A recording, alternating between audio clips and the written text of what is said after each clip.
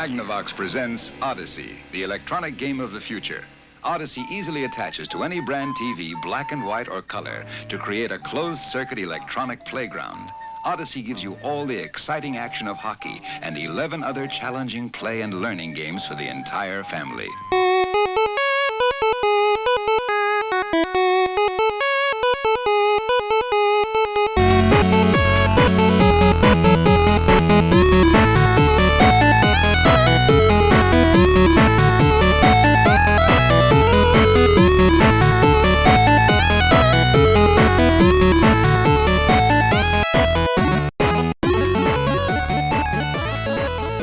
Hey everybody, welcome to another episode of Classic Gaming Brothers. I'm Zach. And I'm Seth. And we are the Classic Gaming Brothers. Yeah, that's right.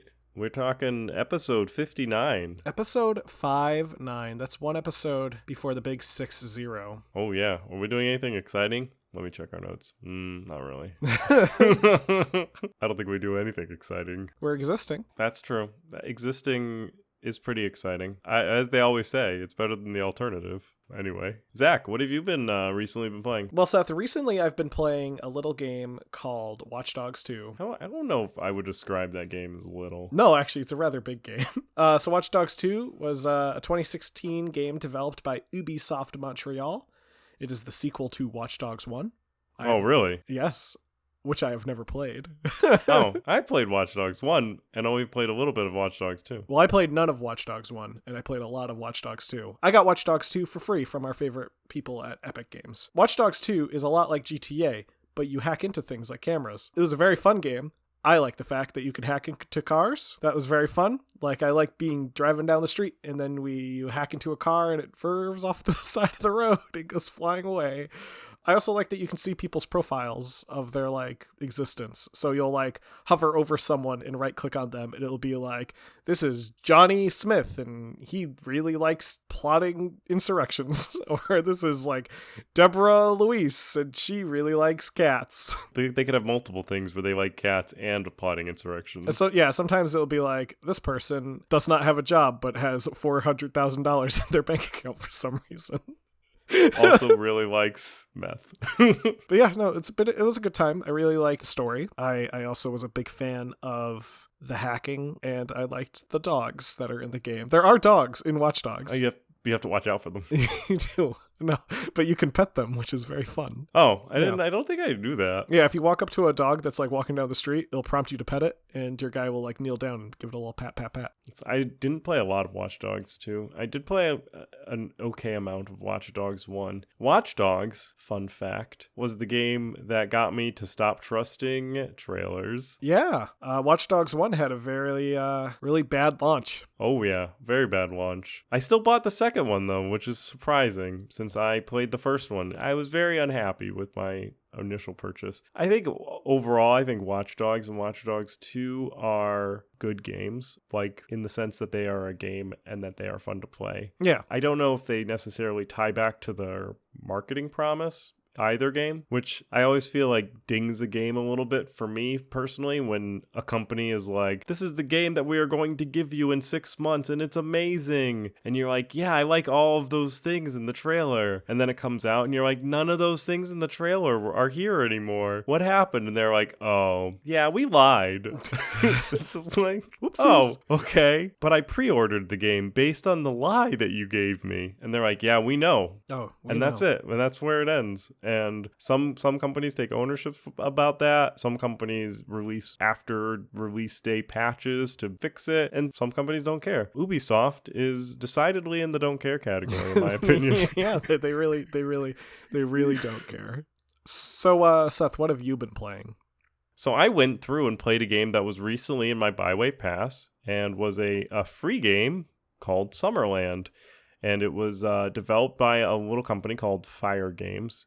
FYRE, who is a very, very small development house that released the entirety of this game, Summerland, for free so that people can enjoy the founder of Fire Games' pet project that he was working on, this guy by the name of Connor. In the game, you play as Detective Matthew, and you have to go through these trials, which are flashbacks to your life, where you play through the game, but it's a single story. It's not like there are choices presented in the game, but they are not choices that will change the ending. And that's okay that it doesn't really change the ending. The story is really nice and really fun. And it just kind of breaks through this cop who's going through a hard time and how his life kind of spiraled out of control. It's a good playthrough. I beat it in 2.5 hours, so it's not a horribly long time commitment, and it's free. So I definitely recommend, if you're interested in a story, like walking simulator type game where it's going to be very heavy story, try Summerland. It's free. It comes off a little bit like Stanley Parable in regards to like having like a narrator talking during it. So if you like that aspect, it's a lot of fun. Very cool. I'll have to give that game a shot. Good. Just like you said the last time. Yes. So the shot's probably 50% real. The shot might have been fired by the time this episode's out. It's true. Or may still be sitting in the chamber, yeah. So this particular episode, we're talking about a really cool game console. Yeah. Arguably, you could say that without this game console, the two games that we just described would not exist. Arguably, you could also say that without this game console, people... I don't have anything funny. I was going to say something witty, but it's just not here today. No, you don't got the wit. I don't have a wit. Though, this game console is on a list of game consoles that we want to talk about because they are very bad selling game consoles. It's our favorite list. It's our favorite type of list. We love horribly performing products. In this top list of game consoles were the Philips CDI, which we talked about, the Sega Saturn, which we talked about, and the Sega Dreamcast, which we talked about, and the Virtual Boy, all of which those four game consoles we talked about, and they all performed horribly at the market. They did.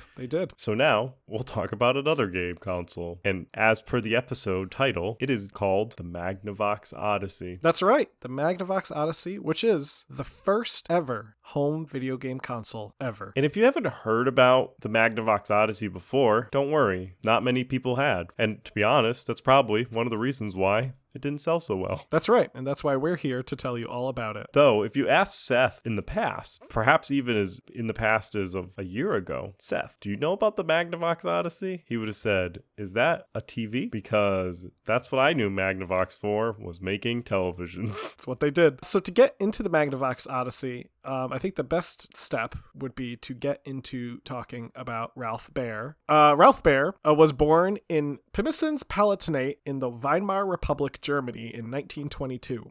He was born to a Jewish family, and Baer lived in Germany with his family up until 1938. Now, his family being Jewish feared persecution from the growing Nazi government, so they moved to New York City. In the United States, Baer originally started working in a factory, and after seeing an advertisement one day while he was on his way to work for electronics education, he decided to leave his job and begin studying that growing industry of electronics, because it was the 1940s and electronics were kind of a whole new mess of worms. Right. So in 1940, he graduated from the National Radio Institute as a radio service technician. And in 1943, he was drafted to fight in World War II and was assigned to military intelligence in London. Thanks to the GI Bill, Baer was able to complete his secondary education and got a Bachelor of Science in Television Engineering in 1949. Such a sweet degree. I don't think they even give out television engineering degrees. That was like a brand new degree at the time too, because television wasn't even that new. So I kind of want to be a television engineer. Yeah. So he was probably one of the very few Bachelor of Sciences in television engineering in that time period. Following getting his Bachelor's of Science in the amazing field of television engineering, in about 1956, Baer started his own company, which was later acquired by the defense contractor Sanders Associates, which was based in Nashua, New Hampshire. He stayed working with Sanders Associates until he retired in 1987, which is a great year. While working at Sanders, he came up with the idea that would eventually spawn all of the home video game console market. So while he was working at Sanders, Baer began drafting up an idea for a game box. His idea was for a device that would transmit a signal to a television set. From there, people would be able to interact with the game while it's being transmitted.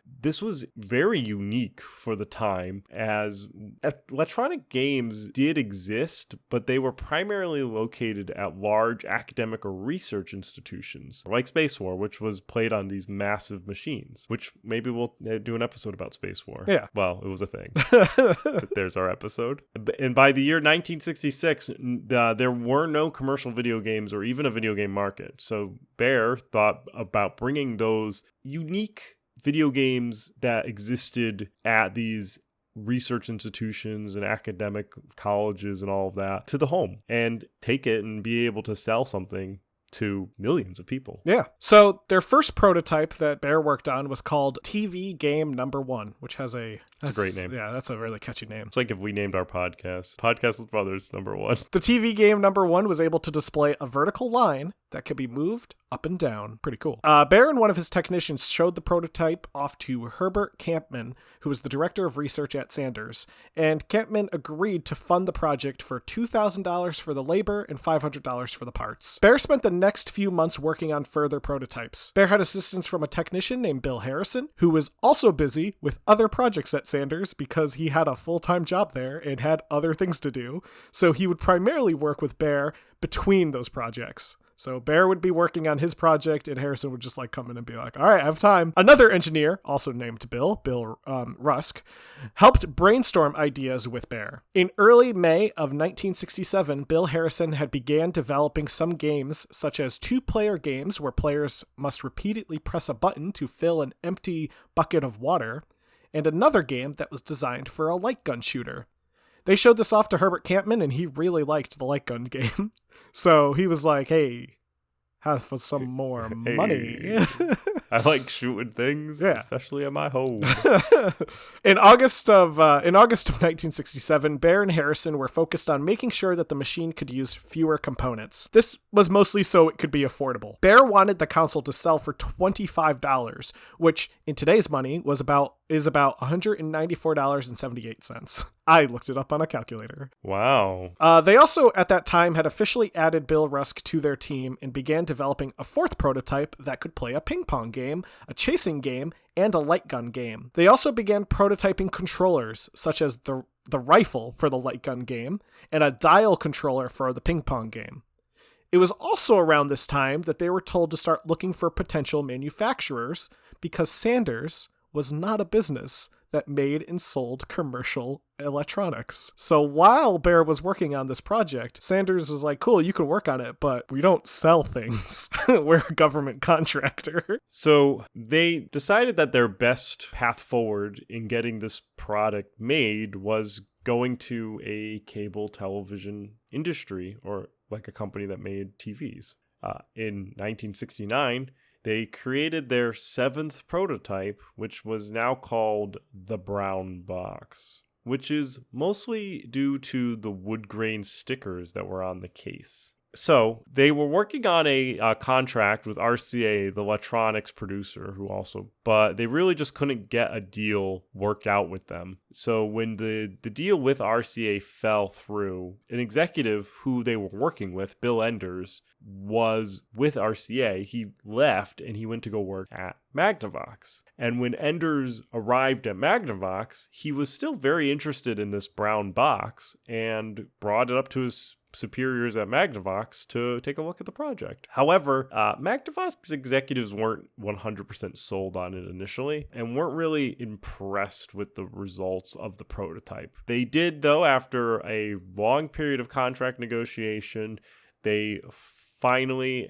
formally agreed to distribute the device starting January of 1971. They started looking for people in 1969, so that 1971, so that's almost 2 years of contracts and stuff like that. So yeah, that's a fairly decent length cycle. Which I think part of it is that it was a new and emerging technology and not something that people were initially going to be 100% behind. Also, because no one else was doing it, so there was no rush to get it out. Right, but also for these manufacturing companies, you're essentially saying, hey, I've got this thing that nobody's buying, but we think people will buy, but you need to tie up thousands of millions of your dollars in making it for us in order to sell it commercially, because you can't just sell one. Yeah, right. which is all they had. And man, was this a thing. So we pulled in some photographs of what the Magnavox looked like in 1979, and it looks like a little spaceship. It does. I love that's it. What when I It look looks like a at little it. UFO.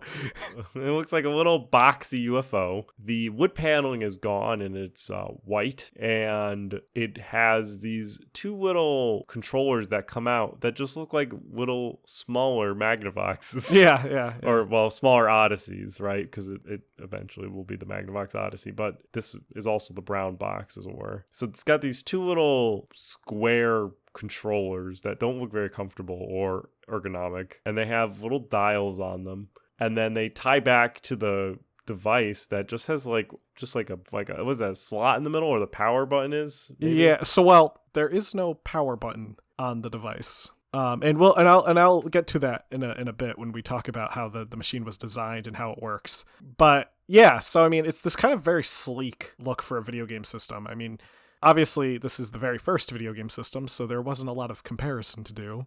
But it's from what I've seen of consumer electronics of the 1970s, it really stands out. I mean, this doesn't look like your usual type of set box, piece of equipment. Back in the 70s, a lot of things had wood grain, and this does not have any wood grain. It's this like white cut, like little spaceship. It's got this black top to it, has this brown base that's like a brown plastic, and then these two brick kind of size controllers that Seth was describing that have actually 3 dials on them. There's 2 dials on one side. That one dial is on top of the other dial. So there's like a small dial on top of a larger dial. And then on the other side of that part of the controller, there's another dial. So there's 3 dials total, and then a button on the top. And the button was actually labeled reset. And the reason these controllers might look really awkward to hold is because they're not designed to be held. The controllers were designed to be mounted on a flat surface and not in someone's hand like you might hold a modern controller. So the idea was you put this thing down on a coffee table, you kneel down or you sit at your coffee table and you put your hands around this controller. You're not holding the controller like you would maybe a joystick. What's this reminds me a lot of is like those things that they would show at like the House of Tomorrow during the World's Fair. And they have like, welcome to the world, the House of Tomorrow, and this is what the people of the future will be doing. It looks like something from that commercial. There could be a Magnavox Odyssey in it, and it wouldn't look weird. It would just look like future tech that the 70s thought we were going to have. Yeah, exactly. So to get into the more technical side of the Odyssey, the console itself connects to the TV via a switch box, and you had to tune into channel 3 or 4 to get it to work. People who grew up with older video game systems probably remember that. That was the common way to play video games back pretty much up until the development of digital input and stuff like that, and RCA input. So the system was powered by either 6 C batteries or an optional power supply that was sold separately. Again, this thing was designed to be played on a coffee table, so you weren't really plugging it into the wall and putting it on top of your set box because the controllers themselves were so short in terms of length of the wire. You had to have it right in front of you when you played it. And the machine also lacked any sound. So it connected to the TV and it would be a silent game. It also lacked color. They did think about possibly experimenting with color, but it was determined to be a little too expensive. And also color TVs were a luxury in the 70s. Not everyone had a color TV, so it would kind of been pointless. You weren't selling it to a large market at the time if you were marketing a color product. Do you think it came with 6C batteries, or do you think it's like the Virtual Boy where you have to then again probably like the Virtual Boy. Like, get a Magnavox Odyssey mail-in rebate for batteries. 6C batteries are the big guys. They're the really chunky batteries. Required 6 of them? 6C batteries, yeah. It's ridiculous. Probably didn't last that long either. That thing is probably mostly a battery house. I think all the weight was in battery. Internally, the Odyssey circuitry uses a diode transistor logic board, meaning the entire logic of the system is done via a series of diodes and transistors. The system lacked a CPU entirely. In fact, the first commercially sold microprocessor CPU was only made available later that year. So even if they wanted a CPU in there, they couldn't put one in because microprocessors didn't even exist. Yeah. And even if they did exist, it wasn't going to be something that they could probably just throw in there at the last minute. The games themselves did not come on cartridges. Rather, you had these cards that you would insert into the system, and all that those cards did was simply modify the internal circuitry to tell the system what game to play. Effectively, it worked like a series of switches. So you popped in the card, it made a clunk sound because you're literally shoving it into the circuit board, and the game would start. In fact, that's how you turned on the system. So you plugged the system into the wall, and then you shoved the cartridge into it, and then it would turn on because you were completing the circuit. Well, the card, not the cartridge. The card. In fact, some games would actually use the same cards as other games. There would just be a different set of rules. So maybe one game used card 2, and then another game used card 2, and there's just a different set of rules on how you played with card 2. To think about the Odyssey a little bit, it's very important to realize this was a very simple device. The Odyssey was sold with a series of overlays for the games. It also was sold with dice, poker chips, score sheets, play money, deck of cards. This thing was pretty much an elaborate board game. It was like an accessory to the board game.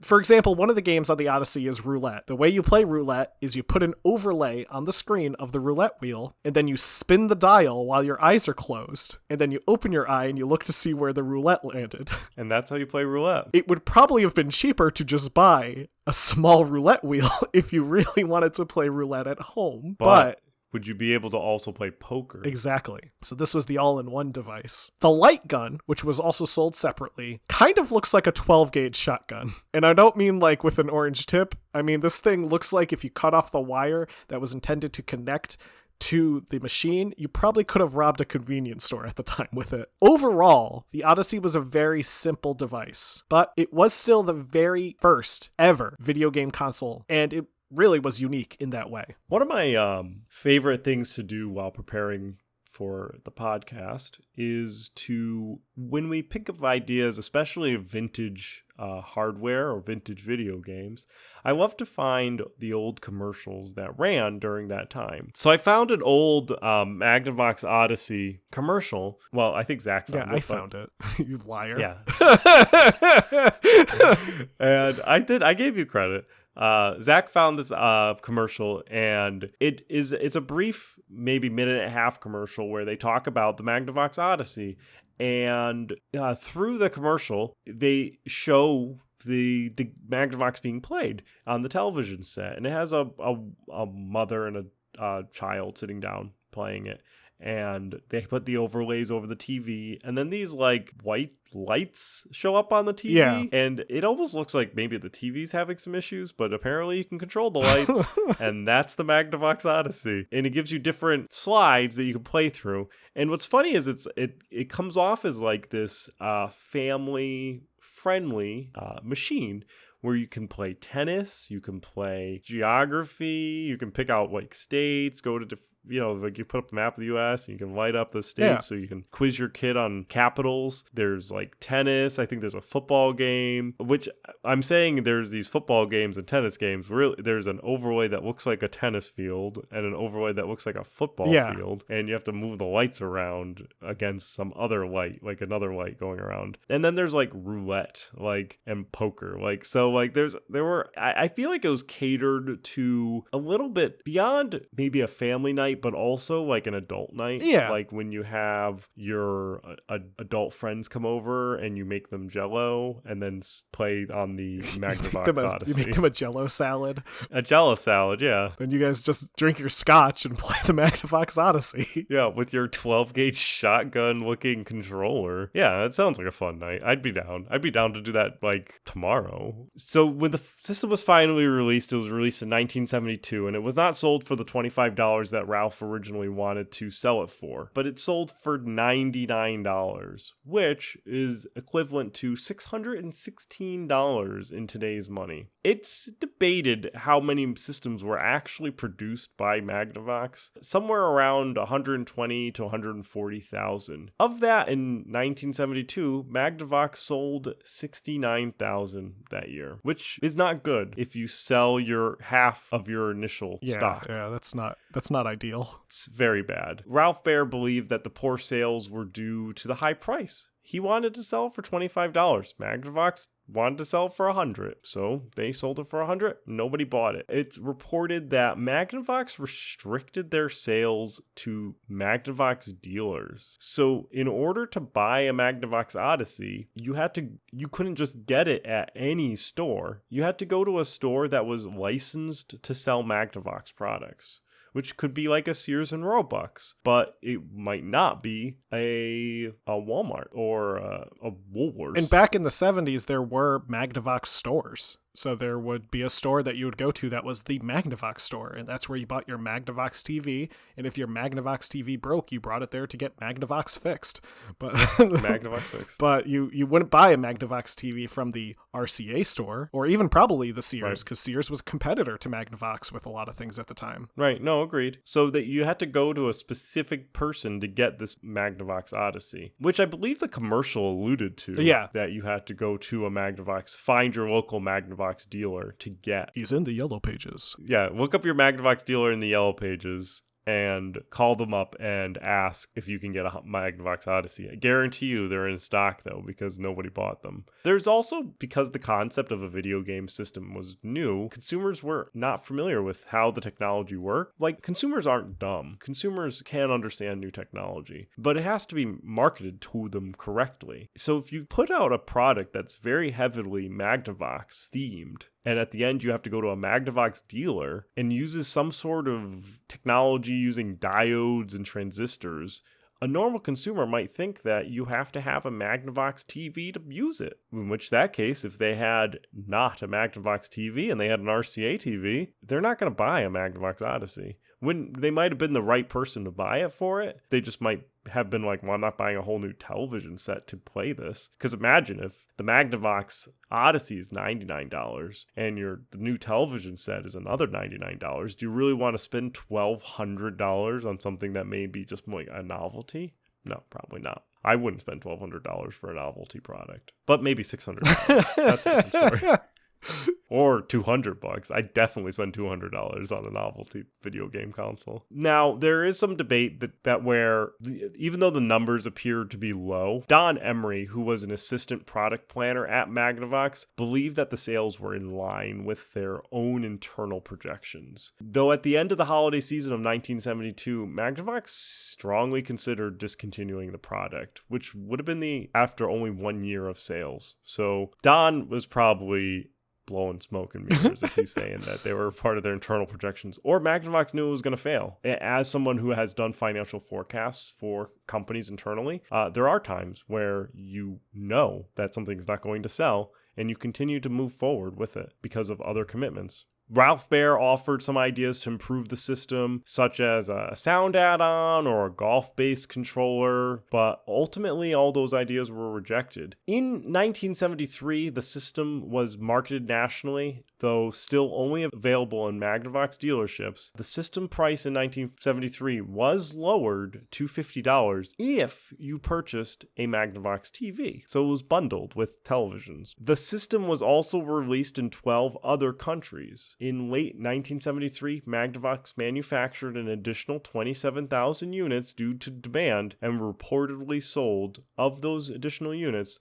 20,000 of these units. In 1974, Odyssey was added to the Sears Wish Book catalog. Although being added to the Sears Wish Book catalog would have been a high point for the Magnavox Odyssey, it was discontinued in 1974. According to Ralph Baer, the device sold 350,000 units worldwide in 2 years, which is not a great number of units being sold. No, I mean, it's better than zero, but it's certainly not better than other video game systems in their first 2 years. Let's put this in perspective. The system was released in 1972, and from 1972 to 1974, the Magnavox Odyssey sold 350,000 units, which is in 2 years. From 1995 to 1996, the Virtual Boy sold 770,000 units, and that was also a commercial failure. And while the Odyssey didn't make a huge splash, it did kind of do exactly what its name implied it could do. And by that I mean it embarked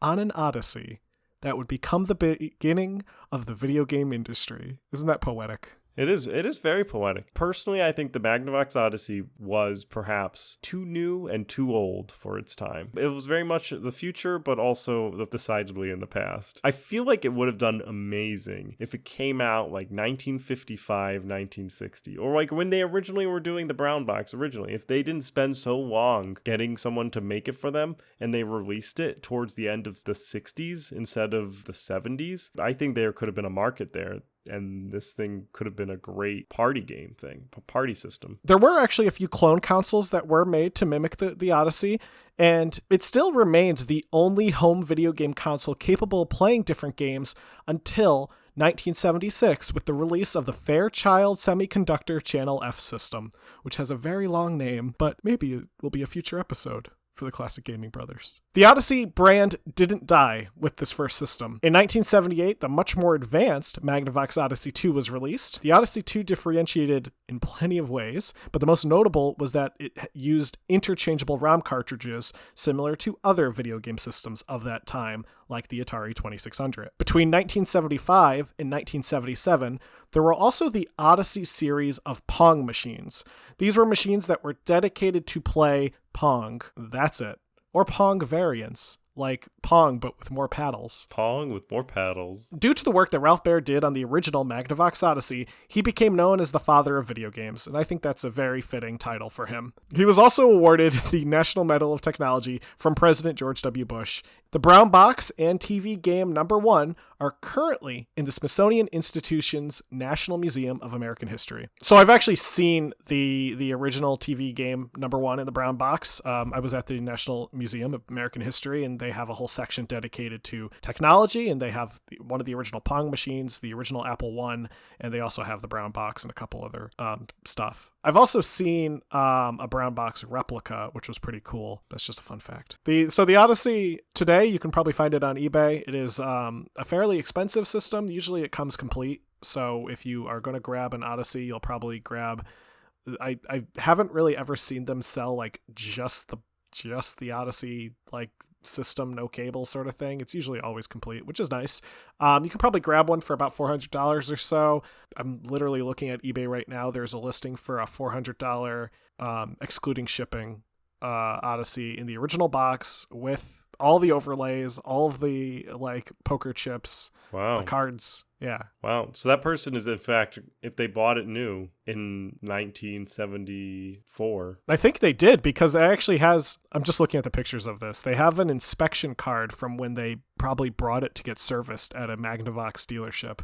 Oh, good. So it has been officially inspected. So if it's been officially inspected and they bought it in 1973, 1974, they are in fact losing $200. Yeah, they are. They're selling it at a loss. They no longer want this piece of American history in their house, because $400 is in fact cheaper than what the original retail was. Probably smells like cigarettes. Probably smells like cigarettes. The 70s, all in one box. So that is the Odyssey, a kind of a unique piece of video gaming history that I think is very important to video gaming history, but also was not so important that it made any big waves compared to like the Atari, which we talked about, which did very, very well. The Odyssey did not do very, very well. And that's why it's also on the list of worst selling game systems. So that's the Magnavox Odyssey, the very first home video game console. And nobody really bought one. Yeah, that's it. That's, sometimes people get good ideas the wrong time. Other times people get sometimes they get good ideas at the wrong time. Other times they have mediocre ideas that start something new. So going from the Magnavox Odyssey, we're now going to go into our buy, wait, pass segment, where we talk about things that we want to buy, wait, or pass on, specifically video games. We're not just going to talk about how I want to buy, wait, or pass on like a new car. Oh, we should do something like that one day. Buy, wait, or pass on a new pair of jeans. Am I gonna buy, wait, or pass on this new pair? All right, anyway, that joke. So Seth, what do you want to buy, wait, or pass on? Ooh, me first. I haven't gone first in a long time. I actually don't know. I don't either. So the game that I'm excited about buying, waiting, or passing on is a game called Open Roads. It's developed by Fulbright, which is the same company that developed Gone Home and Tacoma, which are two games that I actually really enjoy, which is why I'd be interested in Open Roads. So Open Roads is about long lost family secrets, hints of a hidden fortune, and miles to go before they sleep. It's all about this girl, Tess Devins, and her relationship with her mother, and how it was never really easy, but yet they set out together to go on a journey into the past that they'll never forget. At least, so that's pretty much the bio of the game. And so it looks like a Fulbright game, which meaning it's heavy on the story, heavy on the atmospheric, though it's got like cell shaded graphics, which is unique because a lot of the Fulbright games that I've played have been very realistic graphics, like Gone Home and Tacoma. Have they have 3D graphics, but they're a realistic art style,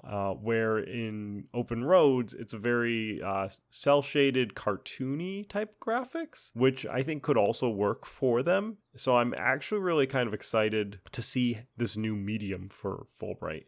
Beyond the story, which I'm sure is going to be good. I also really like, so Gone Home is very open worldish, and there's no real direction, as it were. You're just kind of like wandering through this house and kind of uncovering the story by yourself. Gone Home is a lot of fun. Tacoma, though, has a story that you are trying to uncover.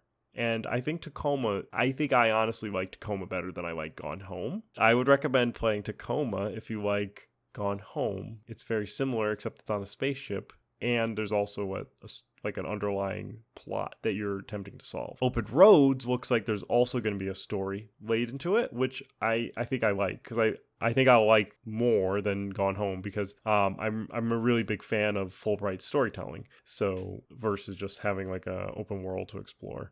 So I'm gonna put this down as a buy. It's due out sometime in 2021. My byweight pass is Back 4 Blood. Back 4 Blood is the spiritual successor to Left 4 Dead, one of my very favorite video games.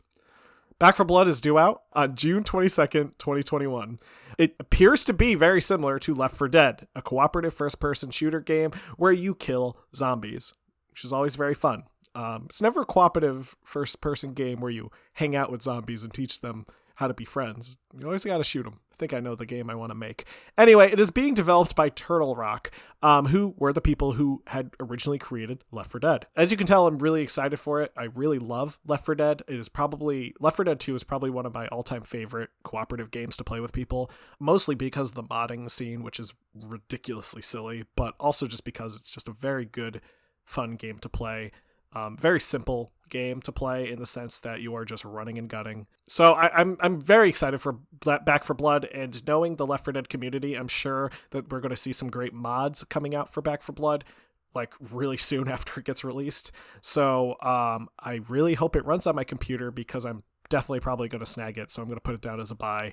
Again, very excited for it. All right. So I'm going to go through. Zach's going to take a nap while I tell you all the wonderful things that you guys like to hear at the end of the show. And that's how to contact us, listen to us, and support us. So in order to contact us, you can send us an email at classicgamingbrothers@gmail.com. You can also send it to Seth at Classic Gaming Brothers. You can send it to Zach at Classic Gaming Brothers. You can send it to Classic Gaming Brothers at Classic Gaming Brothers. You can send it to info at Classic Gaming Brothers. That's it. There's probably other iterations that we own, but they all go to the same email box. I'll read the email, I'll respond, and tell Zach what you said. We use this to collect feedback about our episodes so that we can bring you better episodes. In fact, many episodes that we've done in the past have been because somebody sent us an email, which is great. And then you, in response to your email, you get entered into our drawing, where not only do you win a free video game, which, I mean, for a video game podcast is pretty on brand, but you also win the chance of getting our announcer Josh on your home answering machine. And if you don't know what we're talking about of our announcer Josh, go back and listen to our holiday episode, because it was a great time and we talk about Christmas. Or you could save it till next year and listen to it then. We don't care. Zach would be laughing, but he's sleeping on his desk right now. That was obnoxious. So to listen to us, you can listen to us the same way that you're listening to us right now on whatever application this is on. You can also, if you need another application, you can listen to us on our website, which is classicgamingbrothers.com. You can also listen to us on a different pod app, such as iTunes, Amazon, Stitcher, Google, iHeartRadio, so on and so forth. There's a bunch of them. We're on them. If we're not on them, you can always reach out to us and say, hey, why aren't you on this? But we probably are. So go ahead and just search around. Just search Classic Gaming Brothers, and we'll be there. And all the episodes as well. Speaking of our website, you can also contact us by going to the contact form on our website. Also, you can support us. See how I'm getting there? Now you can support us by going to our Facebook page, which is Classic Gaming Brothers, giving us a like. You can also go to our Instagram, Classic Gaming Brothers, and giving us a like there. And you can go to our Twitch, which is twitch.tv/Classic Gaming Brothers, and give us a follow there. And you can follow and like all of our content, which, trust us, it's not a lot, but it's okay. We are very bad. What is it? If there's something that we need to do, we don't do it. Is that's our slogan? Yeah, that just sounds like what we tell ourselves, like, in general. Yeah, essentially, there's one thing that we do, and that's releasing a podcast every Sunday. Everything else is extra. And we don't do that extra a lot. So feel free to follow us if you don't want a million notifications. You can also support us by giving us a review or rating on whatever podcast app that you're listening us on. Reviews and ratings do well for us, or so they tell us, or so we hear. Or you can also tell 3 friends. Now, we always say tell 3 friends because if you like something, you tell 3 people generally. If you don't like something, you tell much more. So that's pretty much what I've got in regards to contacting us, listening to us, and supporting us. Zach, is there anything that I'm missing? Don't play games like my brother. And don't play games like my brother. I've been Zach. And I've been Seth. We've been the Classic Gaming Brothers. That's right. That's right. You can't find me in the Yellow Pages. No, like the Magnavox dealership. We should take out how much. I think the Yellow Pages would be probably pretty cheap for us to. We could probably get in the Yellow Pages. We could probably get in the Classic Gaming.